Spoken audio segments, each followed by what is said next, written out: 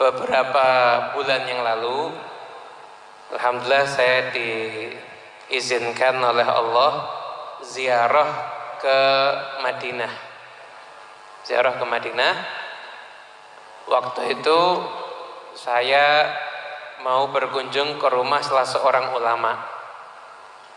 Jadi karena niatnya bagus mau ketemu ulama, nyegat taksi di pinggir jalan.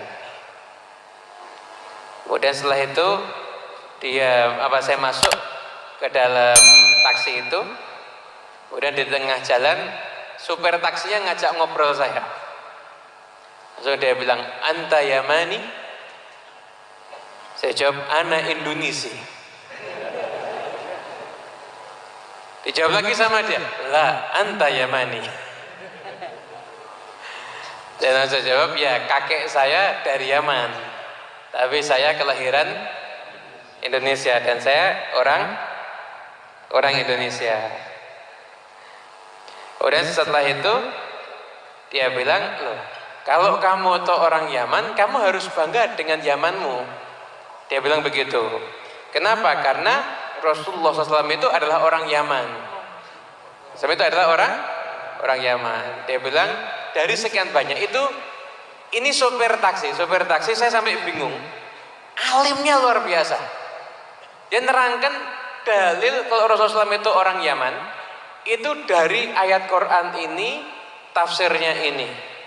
Kemudian dari suku ini tafsir itu, ayat Quran, tafsir, hadis, syarah, itu sopir taksi.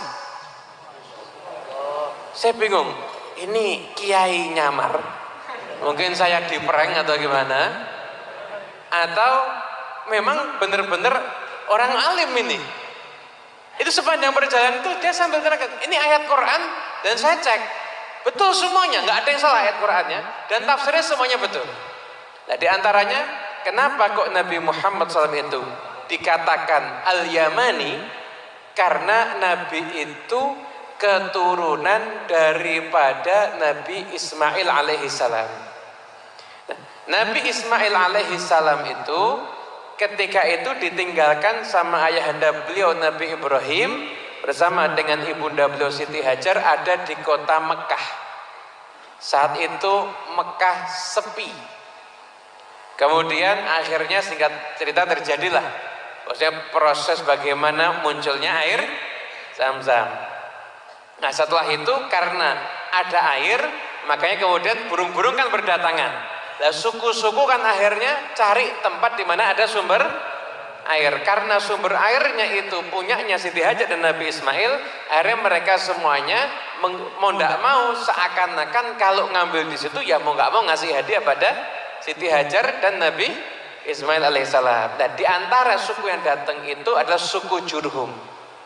Dan suku Jurhum itu berasal dari Yaman. Akhirnya Nabi Ismail itu menikah dengan suku Jurhum tersebut dan akhirnya lahirlah keturunan beliau dan di antaranya adalah Nabi Muhammad SAW. Makanya akhirnya Rasulullah SAW itu disebutkan juga beliau adalah Al-Yamani. Itu beliau adalah Nabi yang berasal dari Yaman. Dan saat ini alhamdulillah ajaran anak cucu Nabi SAW itu banyak yang berasal, anak cucu Nabi ini berasal dari Yaman. Bahkan Indonesia ini mungkin negara dengan anak cucu Nabi terbanyak di dunia. Dan anak cucu Nabi SAW yang ada di Indonesia ini itu nenek moyangnya, leluhurnya ada di Yaman. Yang menyebarkan dakwah Islam di Indonesia para wali songo itu juga mereka berasal dari Yaman. Jadi insya Allah tepatlah dikatakan Thahal Yamani. Assalamualaikum warahmatullahi wabarakatuh.